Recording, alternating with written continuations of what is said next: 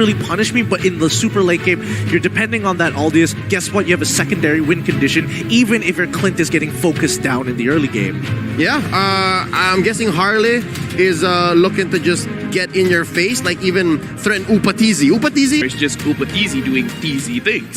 Honestly, I think it might just be Upatizi doing Upatizi things. I believe in the numbers, and I think Clint should win that matchup, but then again, we've been proven wrong once before.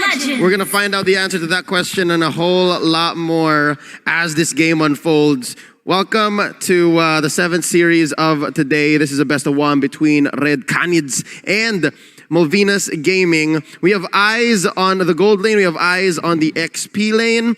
We've yet to see what exactly this Phoveus or Akashi is gonna do. It takes a while for most Phoveuses to actually ramp up. Yeah, it does. He needs gold, and it needs a lot of time, because usually most people go for first item, Rod of Ages, and just kind of take the Clock of Destiny, and just take the time to really punish their opponents later on in towards the game, having immense amount of magic damage. And the moment you get the Holy Glaive, oh my goodness, most people are like, yo, that's a lot more damage than you should be doing. Yeah, ouchie ouch, and then eventually a Durance to kind of stop what Steph is doing with the Florin. I want to talk about the jungle matchup, because we just saw earlier, and we're still seeing it now, Quinn is getting his small camps taken away. Well, I mean, that's the least of their issues, because it's not only the small camps, but it's also, I really wish that they didn't mess with Upatizi's lane just to see how Clint would have done. And based on the early level 1 to level 2, I think Iridian was struggling. He's level 2 to Upatizi's level 3. Oh yeah, Upatizi again just doing teasy things. The first big encounter in mid. Steph is gonna sacrifice himself to keep Harley alive.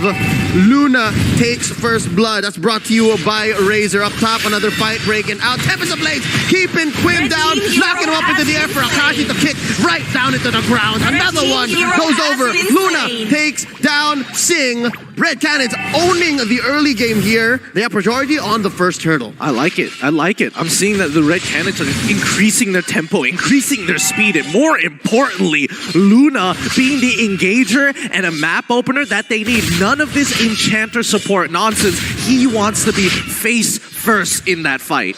Yep, and here we see a lot of pressure being put on Upatizi. Quinn, though, hesitating. He understands that at 2 minutes, 30 seconds, Aldo's not gonna do much, not that deep. That's not the only thing. I mean, Sin, he just walks down, sees, hey, I don't think I can really do much here. All right, I'm just gonna walk away, guys. Cool, nice to see you. You guys have a nice day. I'll do my thing, you do yours. Just gonna mind my own business for now. Yep, did not expect that this early on we would see a 3-0. Steph gonna be targeted by the demonic force. A little too deep. One more hit. Akashi gets it. Prior to this game, we were saying Akashi's gotta step up. Akashi's gotta do something. And he's off to a great start. 2-0-1 in 3 minutes. And they're not done. Hold up. There's the black shoes by Frost. He's going to be able to retreat. Yeah, I love it. So far, it's a 4-0 game, a 2K goal lead at 3 minutes. This is the level we are looking for. And you can see Luna, he was thinking about is like, should I flicker for this? Should I go for the big ultimate here to try and catch him out? But he has to remember, and he knows this for sure, that he's not the focus. It's Upatizi who's the focus. Upatizi, so far, has acted like such a great lightning rod. Like, he showed us how good he can be on this Brody in the previous game, and now MALVINAS is, I don't know, are they overplaying that fact? Or are they focusing on him a little too much? Oh, I think they've kind of warmed down here a little bit. I mean, they had to wait for a couple of games to finish, but now Adrian, he's getting pushed out of this lane, and it does mean that Upatizi is going to get the full energy plate here on top of breaking the entire tower. Like, Red CANIDS, this is what we were expecting from them since the very beginning of this day. Yep, and not even 5 minutes in, I can say that this is the Red CANIDS. Closer to the Red CANIDS we expected. Oh, they're trying to kill on Quill. Kill on Quinn. What a... He's just dead. He's just dead. That's it. Yeah, I mean, Jumpstart, he was trying to make a Quill at this point in time. I mean, Quinn can only do so much about it before he had to take the L. Write it down. Write it down as quickly as possible. He's inked. Jump style. Getting blasted here by Harley. They're threatening his purple. But Upatizi taking down Adrian. MALVINAS Gaming not at home in their own jungle. Oh, it's so early in the game and they're already putting the seal on the purple. Here comes Quinn. He's very low on stats. Oh, what? He got it! Oh, jump style! Like a thief in the night. I'm just shocked. There was a moment of a breath of silence. Like, let's everybody, moment of silence here. Let's look at this purple buff for a quick short second before one of us gets it. I don't know what the hesitation from either side was, but oh man, that is some nerve-wracking stuff. And it's so clean too. Like Red Canids opened up top lane, and that allowed Akashi to get a few hits in before the turret shields went down.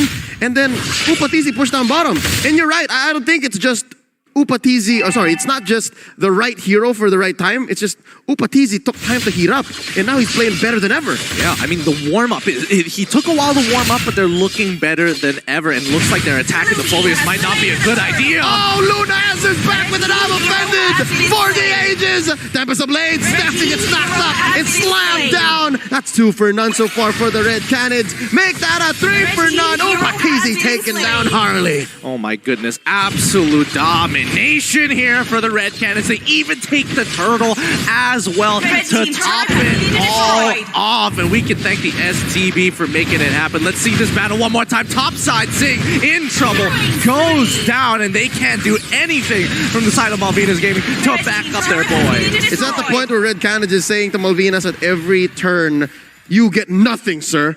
Literally, 10-0 now. 10-0 in 6 minutes. Not a single turret, not a single turtle. This is difficult. Malvinas Gaming, what's going on?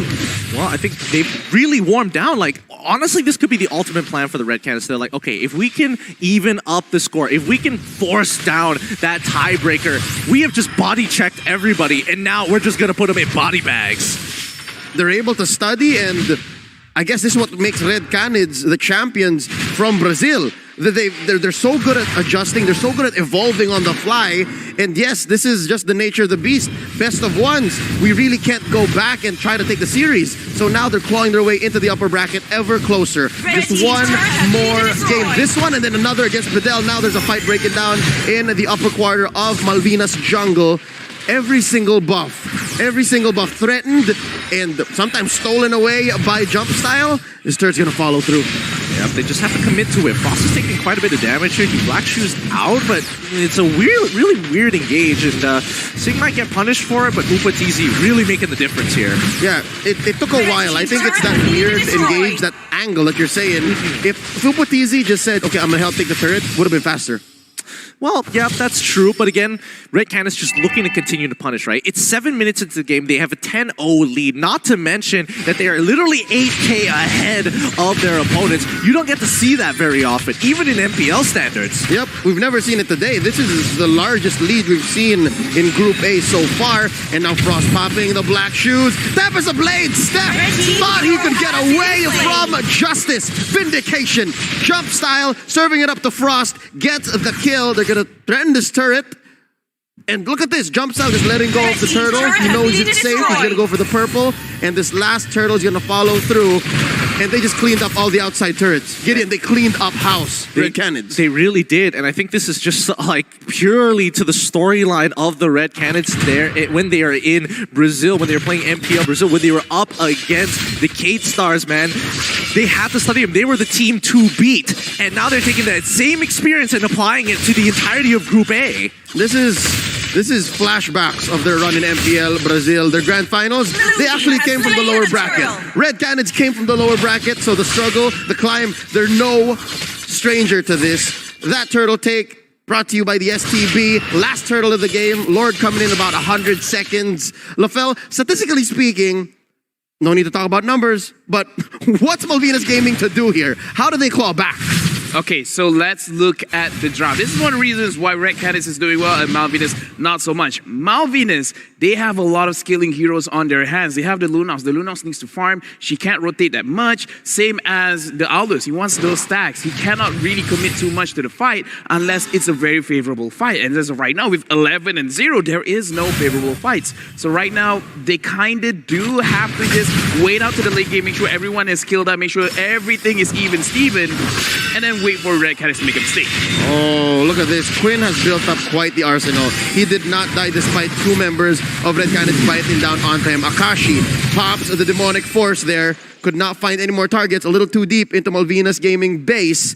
So at least Malvinas knows they shouldn't be picking any fights. Oh, I mean, I think they literally cannot do anything at this point of time. Like, literally nothing. I mean, yes, they're going even in terms of EXP, but the gold is so drastically different that they can't do any more than this. I mean, look at Akashi. He's dealing damage, and all he has is a Clock of Destinies. He hasn't even gotten an Ice Queen's Wand yet. Now he just got it, and he will start shredding Quinn. We're about to see it come into play. Tempest of Blades keeping the Owlers down in place. Upatizi finishing the job. Luna keeping people in place, in check. Demonic Force. There's so many triggers on Akashi. He went a little too deep. The shields are enough to sustain him. He gets a kill on the way out. Harley and Quinn fall. Sing as well. It's 3 for none so far. Make that 1 because Akashi did fall deep into Malvina's base. They are going to penetrate mid and they're threatening to finish. They can't, not with the minions there. Solo, but Luna, he finds it, gets the mega kill, and continues. You gotta give it to them.